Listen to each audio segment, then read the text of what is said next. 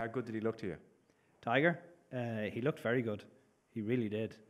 Still a little bit suspect with the driver. He didn't hit a fairway until the 10th. Yeah. He could come to the McGuirk Naas fitting centre. 4 under. Yeah, how did he do that?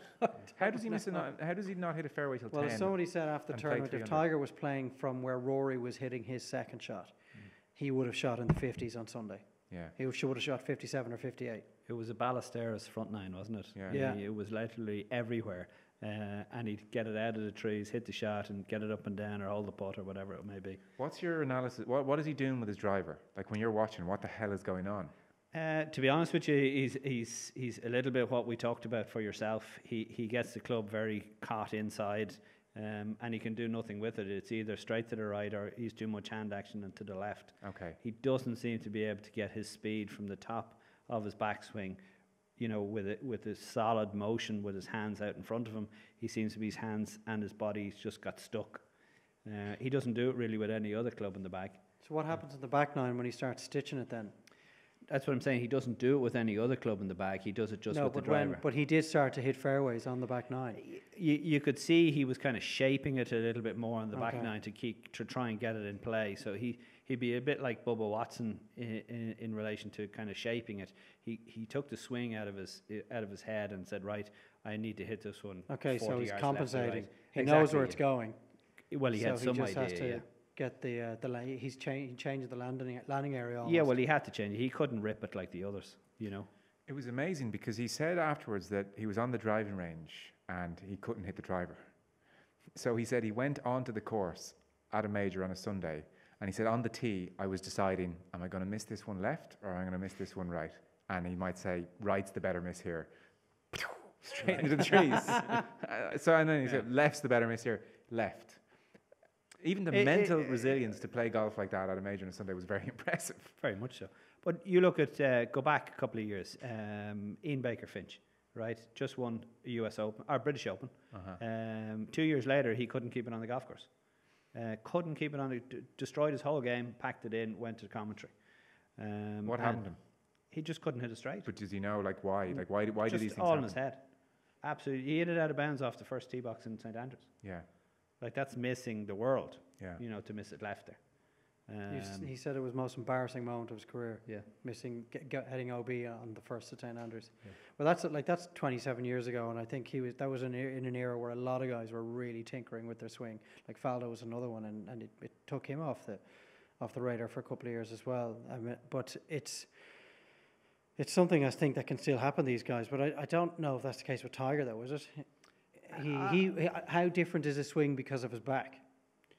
How close? What percentage out of 100, obviously, is his swing if you were to mirror the 97 swing to the 2018 swing? How close are they? He's actually getting back to swing it like he used to swing it, with Butch Harmon.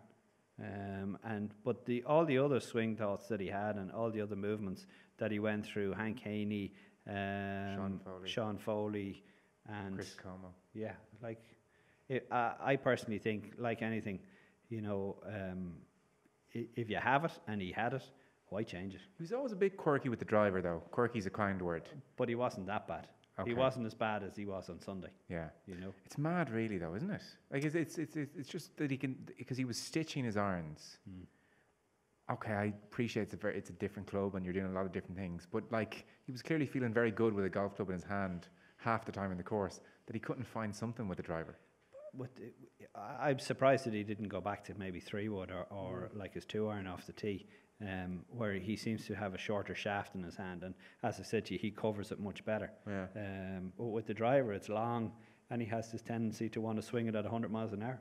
Yeah. One thing that didn't change and hasn't changed in the 20 years was the guy who's playing with Tiger when he's on a run with the red shirt on a Sunday at a major is not a factor. We did not see Gary Woodland at all on the back nine. He was playing with? Yeah. He was you wouldn't even know. No. He just happened to be. He may as well have been a marker, with Tiger being the odd man in an odd numbered field going out on the Sunday, and that's happened. How many times that happened over the years? Unless it's a Bob May completely, Francesco Molinari 6 weeks ago. Yes, but Tiger wasn't on that run. Tiger blew up on the 11th, was it, when he threw in that double bogey after it left 11, of the green? Yeah.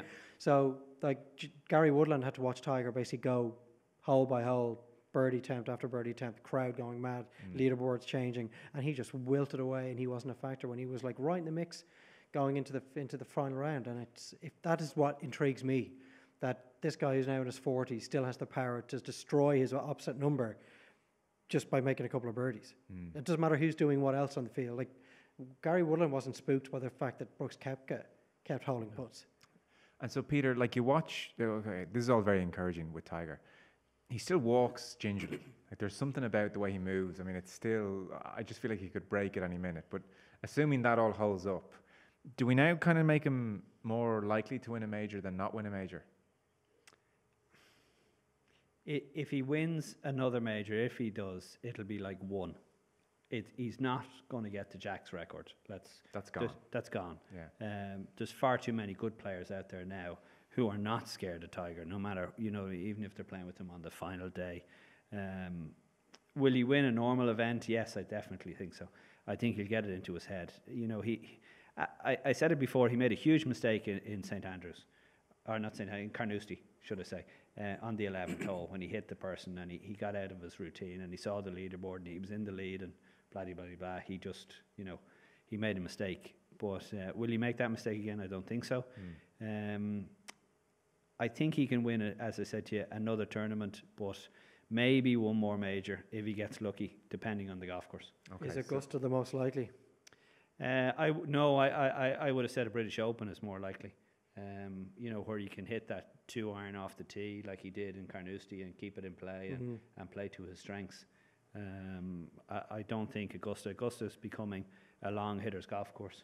They keep on moving the tee boxes back, and it won't suit Tiger.